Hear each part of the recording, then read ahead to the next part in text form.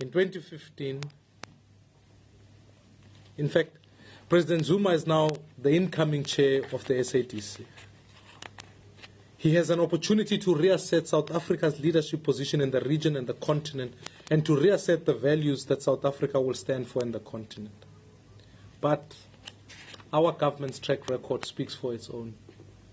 In a recent way, they managed to release Omar al-Bashir out of South Africa in 2015, who was then still and is still wanted for war crimes, genocide, and crimes against humanity. In a more recent while, last month, the South African government, without explaining much, gave diplomatic immunity to First Lady of Zimbabwe, Grace Mugabe, and allowed her to leave our country after she'd in fact assaulted, in our view, a South African woman with a wire cord in a hotel room in Johannesburg. Grace Mugabe was facing charges of assault in South Africa before, and once again, our government ensured that she has a safe passage of exit. It is untenable that we protect big men and big systems who take action against their citizens. And here, South Africa, we must reaffirm our role. It's for that reason that I stand here as leader of the DA and say we can't allow Africa to regress. We want an Africa that upholds democratic rights, that stands for the rule of law, that in fact opposition is allowed to have its voice. And for Africa to prosper as a continent, we must break the stronghold of liberation movements and the dictators that they often create. We are going to have to relegate all forms of nationalist politics to the scrapyard of history. Fellow South Africans, we have to make a fresh start. We must begin by restoring the supremacy of the constitutional rights of individual citizens in our nation. That is the new fight upon which our generation is engaged in. And we call upon all those in the continent who share these beliefs to stand with us at a time such as this one to pursue this endeavor. We as the DA believe we will restore South Africa's rightful role as leader in SADC and certainly in the continent. We have to, as a party that understands our painful past, continue the fight for democracy in the region, constitutional rights, and the rule of law. We must ensure that there is a fundamental reform to what the African Union does. That in fact, the South African Development Community, or SADC as it's called, that accountability is achieved when leaders fail to live up to that. It cannot be a principle of if you scratch my back, I will scratch yours. We have to build institutions that ensure that leaders who abuse their power are held to account.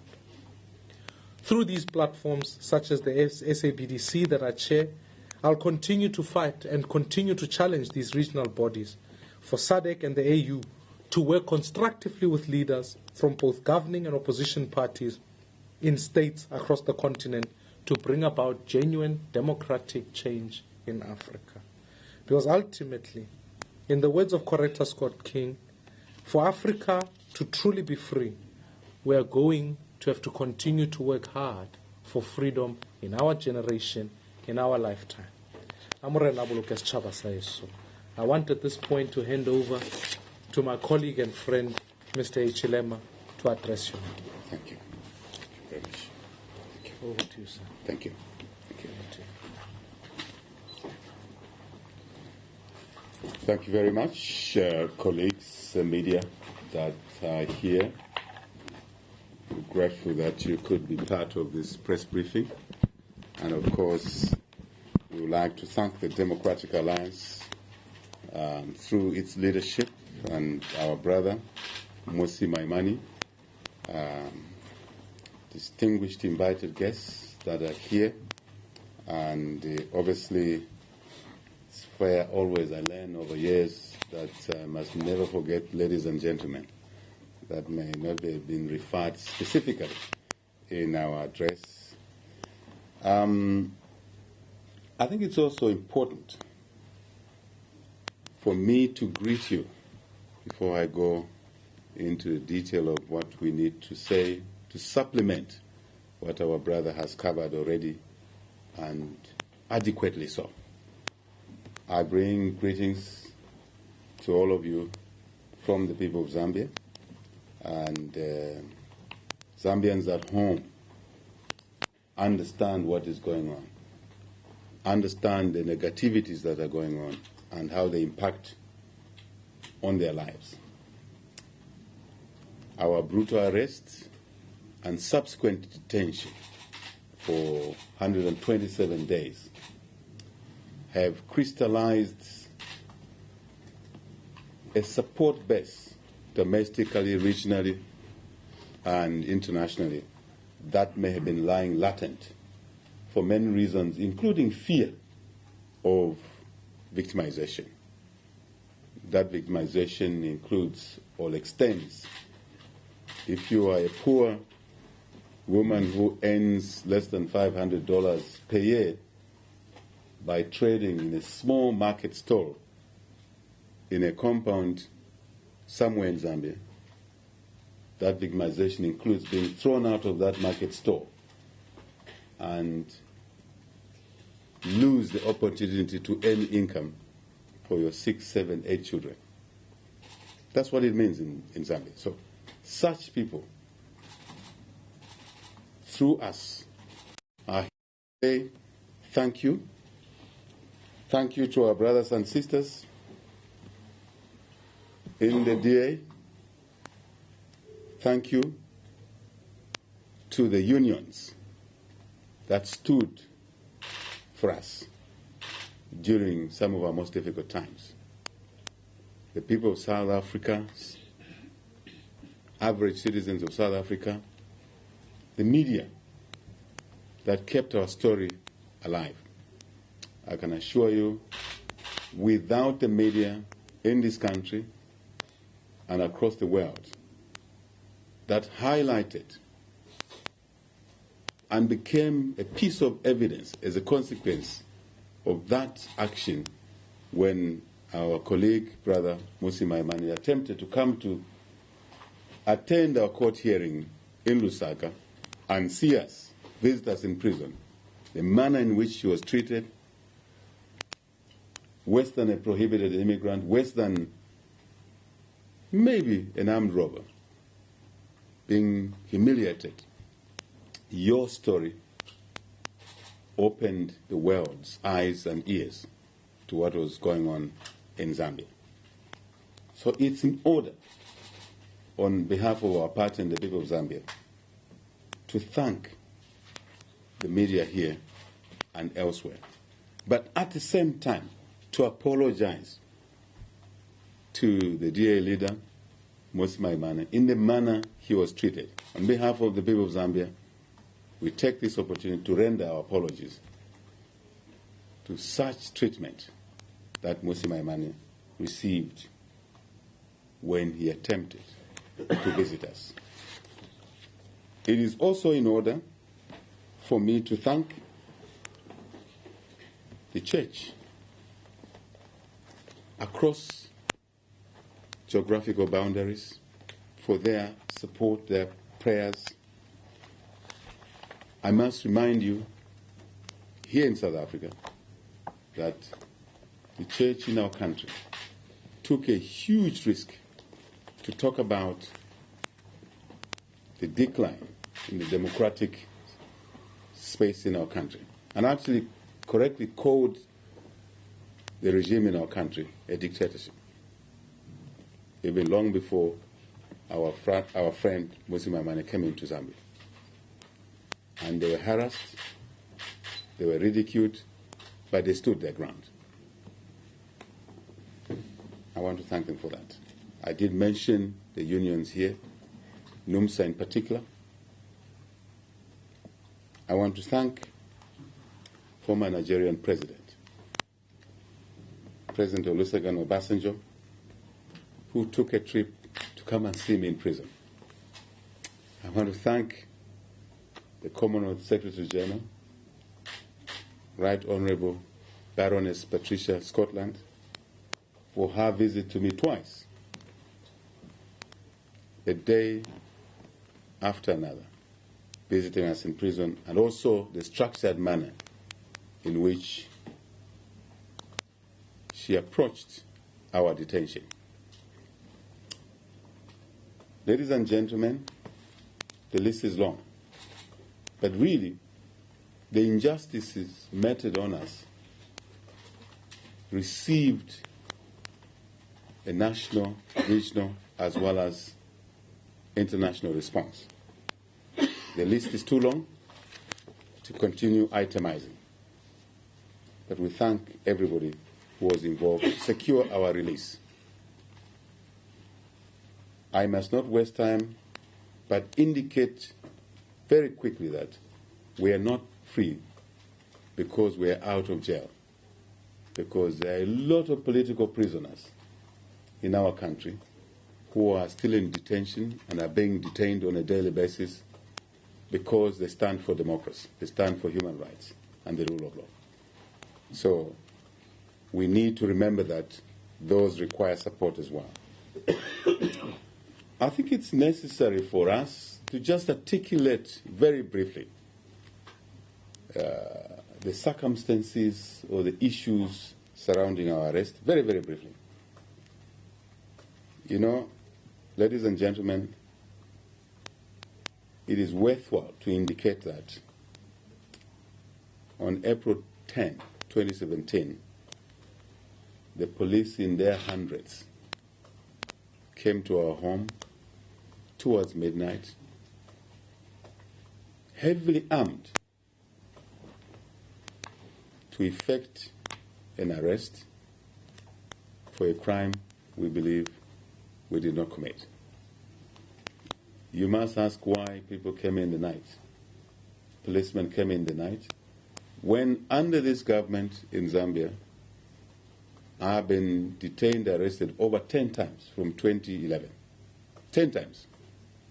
And every one of those times that we were arrested, a police call out was sent to us, and we reported ourselves to the police. And many people believe that the 10th of April was not an ordinary attempt to arrest us, but it was an attempt to kill us. So, very brutal. Subsequently, arrested. I think my brother has touched on the conditions under which we were held in detention. Solitary confinement, inhuman treatment, all of that stuff.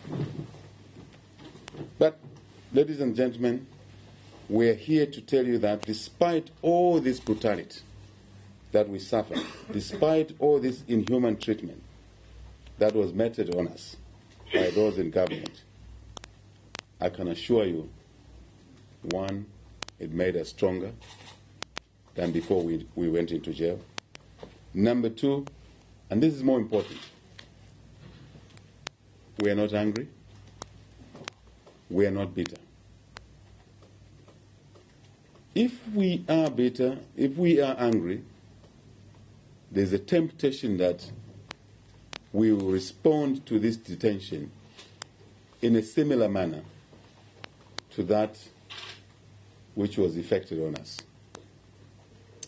If we turn into a vindictive group, somehow now, with all our limitations, because we don't control state power, but when we get into office, if we retain this favor in the same way, then we too are unable to claim a higher ground, that we are not different, basically, from those that put us through this. And I think this is a message for us who are seeking leadership in Africa and elsewhere, that if we claim that we are better, we see things through the eye of the needle, in terms of the rule of law, respect for human rights, it is not correct for us, when our time in office comes, to treat those who treated us in that manner in a similar way. Then we have no credibility to claim that we are better than those. We're concerned about the situation in Lesotho, exactly for that reason. And hopefully we can deal with that, all of us in the region. So there's another reason that we hold this view. And that reason is,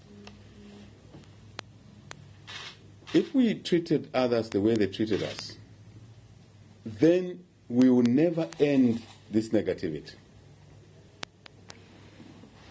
And we will actually indirectly be encouraging these fellows and those that are like them to suppress their citizens even more. So, therefore, that drives me to what I need to say as to what we need to do going forward. In our country today, we have a total breakdown in the rule of law. We have court judgments that are ignored by the executive. Absolutely. Doesn't matter what, in some cases, the court says. Those in office will ignore those rulings. We have constitutional breaches that are being, if you like, committed by those in office. I'll give you an example as an illustration. Somewhere around Article 103 of our Constitution indicates that when a presidential petition is submitted to the courts of law after a presidential election, the executive powers must shift to the Speaker of the National Assembly, and this is couched in the law in a mandatory way, mandatory terms, to allow for two reasons. One, a fair adjudication of the petition. Two, our Constitution provides for, if you like, immunity of the president and whoever holds executive powers. So if you go to court and take a president, sitting president to court, then the results of that petition are just an academic exercise because the president will still hold immunity. But in our case, with all these two reasons being very clear, the president refused to hand over the executive powers to the Speaker of the National Assembly. And the Speaker took no step to assume the constitutional responsibility because he was afraid of retribution. The Chief Justice could not effect this change to swear in the Speaker for that period of the petition because the following morning she would not be dreaming to expect a horde of ruling party thugs at her house breaking her house down. Absolutely. So we have a breakdown in the rule of law. How do you run a country? How do citizens live in an environment like that? So going forward, we need to restore the rule of law in our country. We need the criminal justice system that continually gets abused to a point where before a citizen is arrested for any crime, it's not because the police have done an investigation. It is because a member of the ruling party has instigated the police to arrest a citizen. You can't have a criminal justice system that operates like that. There are many other things, but I don't want to waste your time. Human rights in our country, basic fundamental human rights, liberties, freedoms have been lost. I don't want to waste your time. The list is long. Freedom of conscience, assembly, freedom of the press, fundamental freedom of the press, worship. And Mmusi, last week we were supposed to have a church service to basically pray about our release. On the day of the church service, over 200 policemen were sent to the Anglican Cathedral in Lusaka to stop us from worshiping. So freedom of worship. This is only a few days ago. We cannot continue like that. Absolutely not. So there are other things. I mentioned earlier, gave an example of a market woman who earns no more than $500 per year, who cannot exercise her right to earn a living in a market because she is a member of the opposition. The police working with thugs from the ruling party will hound her out of that income-generating opportunity. Let alone a civil servant working in a government department who are being removed from office, retired from national interest, even the young doctors of 30 years old, even when the hospitals have no doctors. The one doctor that is there, if he's assumed to be sympathetic to HH and the UPND, they're being removed from their employment, from the wards. It doesn't matter if patients are dying. That is serious. We need to work together to redeem that. I can assure you the judiciary is heavily eroded in our country. The decision that your courts made here to allow for a secret ballot in your confidence or no confidence motion, it doesn't matter which words is used, would never be made by a court in Zambia. Never.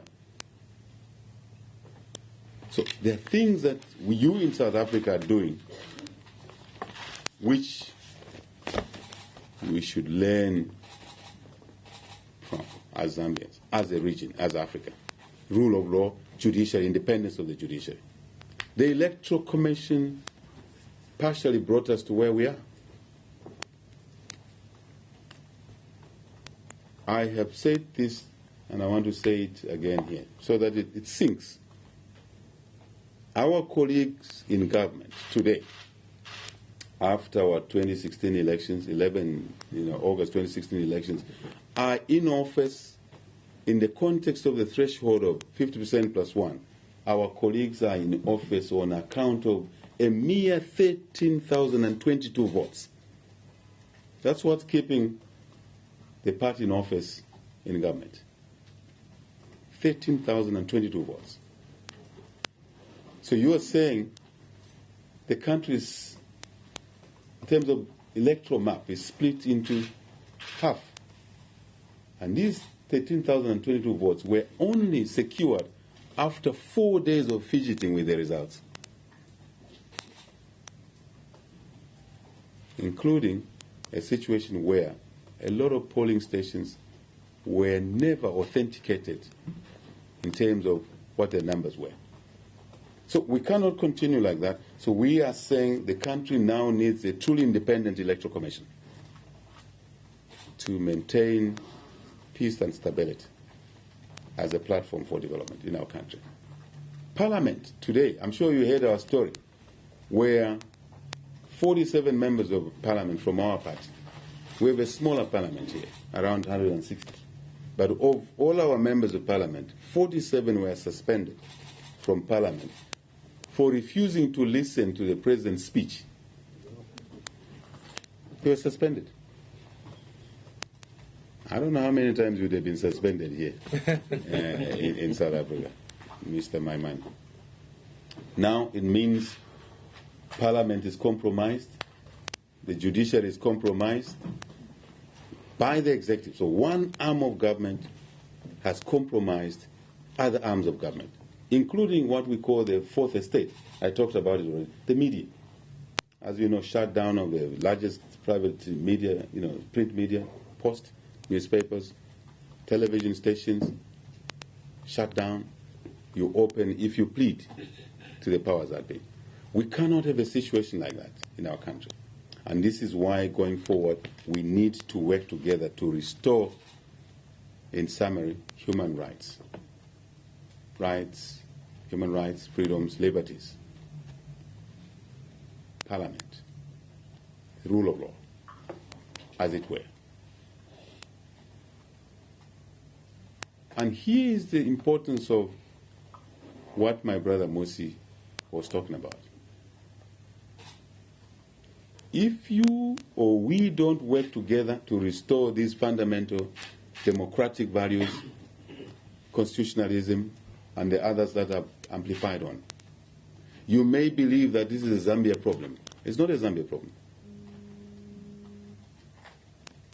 It will spill over to you before you even think about it.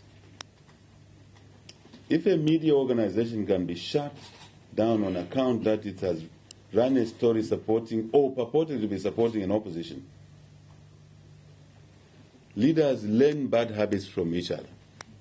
Soon, rather than later, your own work here will be constrained. as journalists. So pay attention to what's happening in Zambia. If Mmusi and the DA and the other political parties who we really appreciate their support to us, because solidarity cannot be rejected. And I know even some people in the ruling party here are against the injustices in Zambia. Probably the injustices in your own country here, or misconduct. If you say this is for HH and UPND, it's not for us, you will be deceiving yourselves. The next time you will have your parliament swamped by heavily armed policemen. They will not just push you out of parliament, they will beat you up, as it is in our country. We've had extrajudicial killings, people will be killed, and you will have lost your freedoms. And that's why we thank you for your efforts to stand for us. I think to close, we are in this together. Human rights are not an issue of legislation. We are born with them. They are universal. They are in the UN Charter, way back in the 40s. But we've seen dictatorships growing in our region on the African continent. As my brother said, if we don't stop this growth path, they will be in the majority very soon. And it means a symbiotic relationship, more dictatorship, loss of democratic space and other rights, freedoms. You will see your collapse of your economy. Absolutely. Because enterprise thrives better in a free environment. That is why we should work together even more closely with each other going forward. So the media, you are not an exception. Political parties, you are not an exception. Unions, you are not an exception. And an ordinary citizen. Finally, thank you so much, DA, my brother, for this opportunity. Thank you very much. God bless you all. Thank you. God bless you all. Thank you. Thank you very much, leaders. Ladies and gentlemen, it's just an opportunity to open the floor for questions. Just state your name and your media house and pose your questions. So I'll take it in rounds so that we spend more time extensively. Lucanio Kalata, I saw your hand first, and followed by you, madam. Go for it.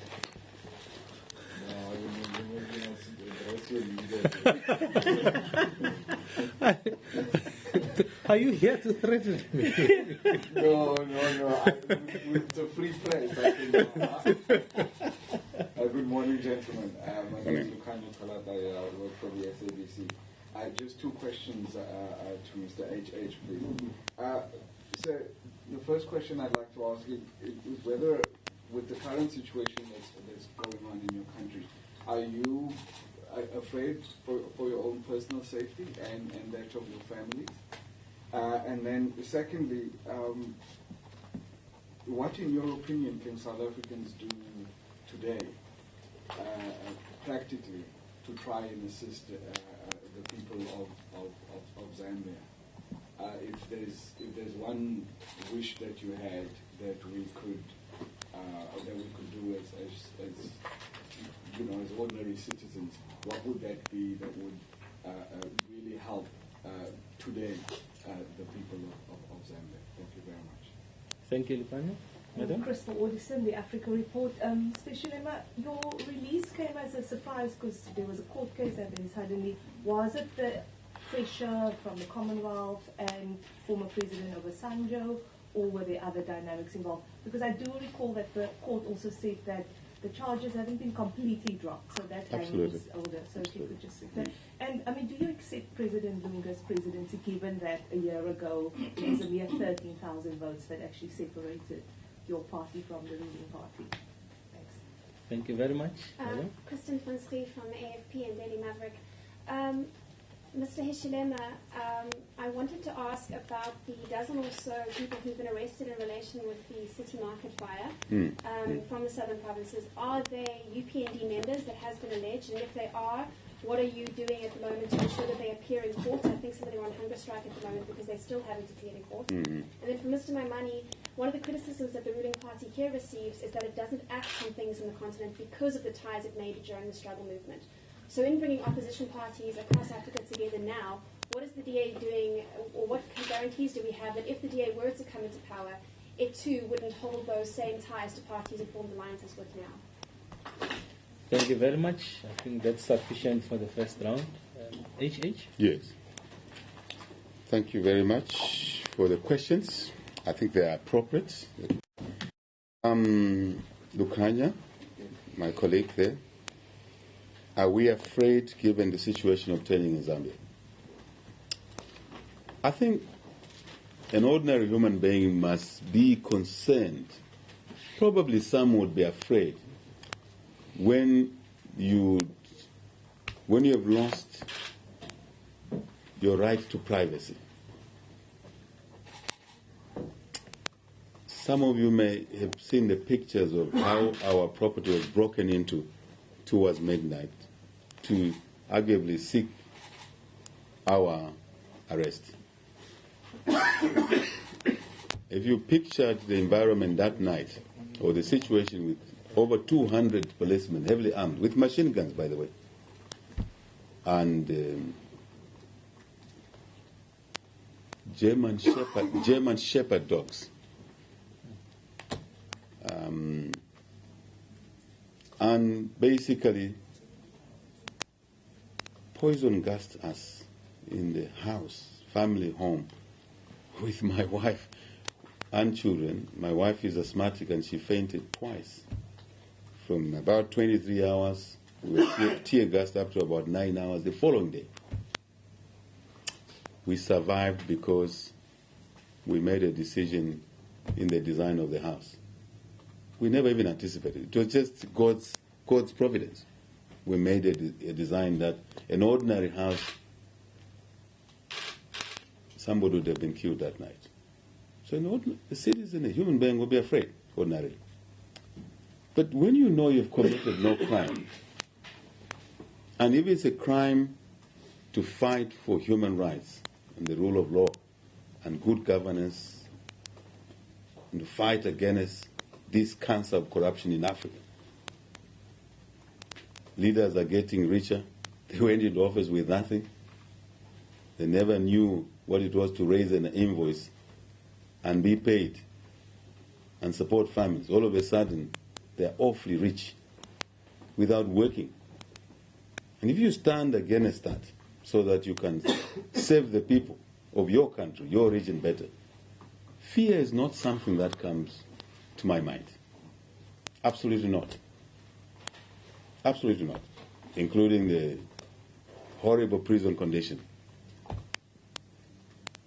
It's not an issue. But it's not and should not be allowed to continue. I think that's the point. What can RSA do today to assist the people of Zambia? There's a lot that South Africa can do. What did Zambia and Zambians do during the anti-apartheid struggle with limited resources? What did we do? We carried the can by providing room, space for the anti-apartheid movement to live in Zambia. Ordinary citizens did what they could within their limitations. It took long before the apartheid struggle became a worldwide song. But Zambia played its part. As you see me seated here, I used to sit in my undergraduate days in a university next to a guy from South Africa in a university, supported by poor taxpayers. And they graduated. Some of them are ministers here. Surprise, surprise, they've forgotten that. And they were fighting against apartheid apartheid collapses, they take the offices that were occupied by oppressors, and they are justifying oppression. It can't be right. So you as South Africans can do a lot as a collective, because solidarity, not to pay back, but is an obligation to protect those that are being humiliated. As a government, as an economy, talking from the business point of view, South Africa overtook the UK a long time ago as the largest trading and investment partner for Zambia. So there's leverage there. There's some things that you can do. South Africa is loaning money to Zambia. There's something you can do to use this leverage to push for the basic fundamental values. I think there's a lot more, but time is not on our side. Christy, release came as a surprise. Yes, we were eager for the trial to commence that Wednesday. As you rightly said, the indictment was changed 4 times. By the time we went for trial, I didn't even know what I was being charged for. I'm honest. A legal mind who can follow through these issues. But it just demonstrates that there was no issue there. The issue was to punish. You're right. I was surprised. I was looking forward to the hearing and basically be acquitted. Accept Lungu as president, Mr. Lungu as president.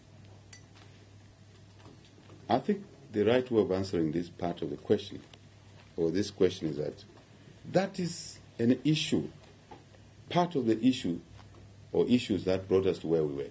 Because if your petition is not heard, how can the issue of recognition come in? The coin has 2 sides. My answer to that is, anyone wants recognition, you can get it if you hear the petition. As you may know or not know, our petition was never heard. We took a civilized route to go to court and not go into the streets. I think we must respect the rule of law. That's what I would say. So, for now, it's a sore issue. Daily Maverick, City Market, are those who were arrested UPND members. I think the simplest way of making a comment here is to say, if you live in Zambia and you are conscious, you have an open mind, you know that a story was created to make the country and the world believe that our party was involved in those activities. City Market was banned to start with, 5:30 in the morning, and it's a market guarded 24 hours by the police, armed police, including ruling party cadres working with the police. They opened the market at 5 o'clock, they continue guarding, the market is guarded, and immediately a finger was pointed at UPND before investigations. To date, we have not heard what exactly happened to that fire. It's regrettable in terms of the damage. We don't support that. But our members are being victimized and are given trumped-up charges, not just on fires, on treason like me, on aggravated. You heard one of them, a former minister, who were detained for questioning election results, but were arrested and charged with aggravated robbery. The question is not because they robbed somebody. The question was that they were charged with a non-bailable offense. And they were kept in jail for 1 year and acquitted 2 weeks ago. That's what's going on in our country. So I think the point is very clear there. Yeah. So I really think these are some of the reasons that we need to stand together to stop those who are taking away the rights of citizens, accusing them of crimes they did not commit, and then using state institutions to lock and put away people whose only crime is to seek a better country for all our citizens. Thank you. Let me close just in response to that question, and then I'm sure if you want to take one-on-ones, we can do that afterwards. Yeah. But I think it would be helpful. You asked me the question, you cannot build a solidarity that is devoid of principle. The historical solidarity was focused on the defeat of oppressive regimes, and it succeeded. What it failed to do was to mature the partnership to say, what then do we stand for? Our partnership must transcend any transition because it stands for constitutionalism, it stands for values of non-racialism, it stands for the ideals that say we will stand for the rule of law, we will stand for freedoms that are enshrined in constitutions. Absolutely. It will transition. Now, if you hold on to those values, it then becomes crystal clear that whether you do get into government or out of government, we must defend those values. I don't stand in solidarity with HH only because he's in the opposition. Yeah. I stand with him because we share those values. Absolutely. Now, if you start to depart from those values, we can't stand in solidarity with that. And it's for that reason I am in constant contact. I was with the leader of opposition in Zambia, in Zimbabwe, having this very discussion even as recent as yesterday. We had scheduled a trip to go to Lesotho to discuss this particular issue. Because if in fact we don't act consistently with these values, then we can't stand in solidarity. And that's a long-term project. And if the DA came into power here in South Africa, when the DA comes into power in South Africa, we want to restore those values in the region rather than set up this big man politics where we cozy up to each other to dictate, to protect some form of dictatorship. So it's a job that we have to do in the region. Otherwise, you have a virtuous cycle where one dictator replaces another, and so we just keep going. And the victims of all of that are Africans. Absolutely. What we have to do is ensure that if we are true Democrats, then we must act in democratic ways. And that's why I always challenge. You can't have democracy without Democrats. And we have a job to do as Democrats in the SADC region to go out and maintain those values. Ladies and gentlemen, siyabulela. Thank you very much, ladies and gentlemen, for coming. The media briefing is adjourned. Thank you. Thank you. You are off to lunch. I will see you. Thank you. Sorry.